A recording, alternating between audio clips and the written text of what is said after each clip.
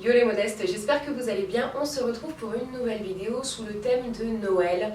J'ai eu la chance de participer à une conférence animée par ADEME. Si vous ne savez pas ce qu'est ADEME, c'est l'Agence de l'environnement et de la maîtrise de l'énergie. J'avais envie de partager avec vous quelques chiffres qui ont été partagés à la soirée à laquelle j'ai été invitée pour me sensibiliser justement à redonner vie à certains objets pour éviter de consommer des produits, disons, neufs et de surconsommer à chaque fois et surtout à cette période-là. 86% sont prêts à consommer moins, à consommer mieux, mais tout le monde n'est pas au courant en fait de ce qui peut être mis en place. C'est vraiment des petites clés, des petits tips que j'aimerais partager avec vous et aujourd'hui je vais en partager 3, mais vous en avez plein sur le site.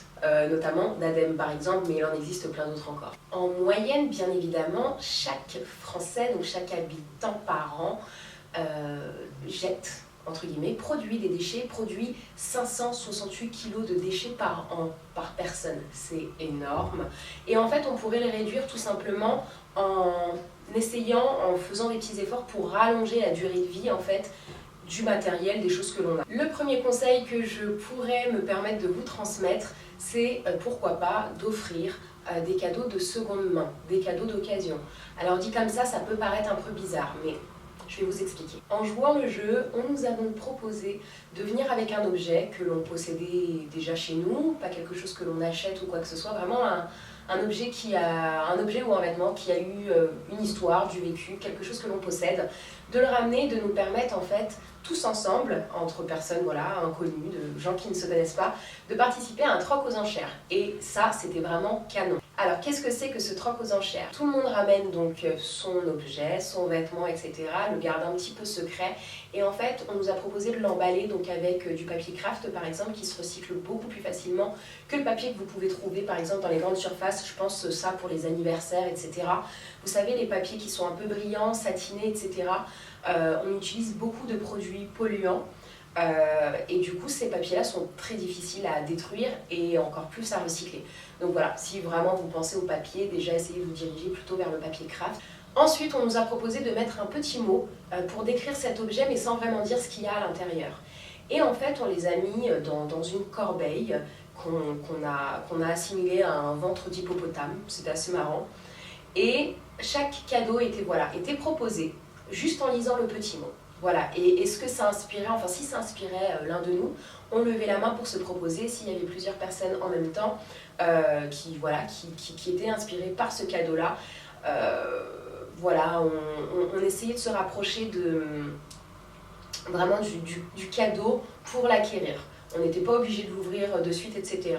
Mais c'était plutôt sympa. Moi, j'ai été inspirée par un mot qui m'a énormément parlé et je me rappelle que quand le conteur nous a vraiment lu ce mot, j'ai eu 2 de mes amis qui m'ont dit « Oh, Charles, c'est pour toi !» Sur ce petit mot, il y a marqué « Belle vie à toi et confiance ». Le restant de ces cadeaux ont été offerts à Emmaüs. Voilà, il restait quelques cadeaux, rien n'a été perdu et je trouve ça vraiment sympa. Me concernant, j'avais proposé un livre sur le minimalisme, vivre de manière plus simple, avec moins de choses, de Elodie Joy Jobert, si je ne dis pas de bêtises. Et ce livre m'a vraiment aidée, je l'ai lu 2 fois, pour désencombrer mon intérieur et par conséquent aussi m'alléger au niveau de l'esprit. Il m'a vraiment aidée et j'étais vraiment ravie de pouvoir l'offrir à une personne qui en a besoin à ce moment-là. Et je crois que mon mot disait quelque chose comme ça, soit libre et ça a inspiré une personne et elle est repartie avec.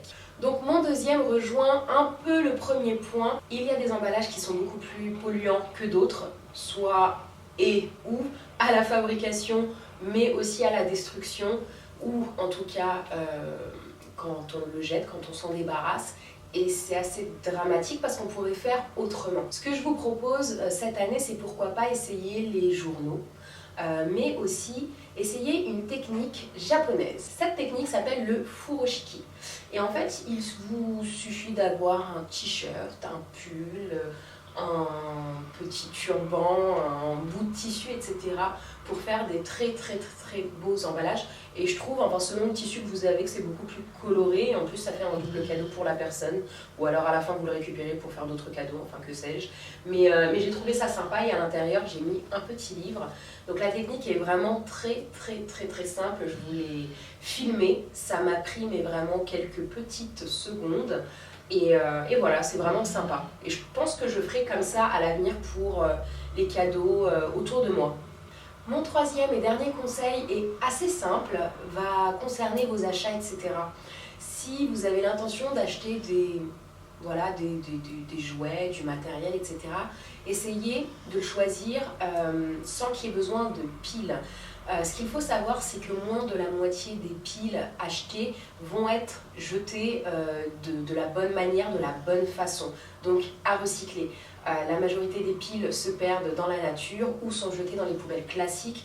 Et là, c'est assez dramatique, encore une fois, parce que c'est extrêmement polluant et il n'y a aucun moyen de récupérer tout ça ensuite. Et en plus, entre nous, pour avoir reçu des jouets aux anniversaires, etc., avec des piles, j'en rachète pas vraiment souvent.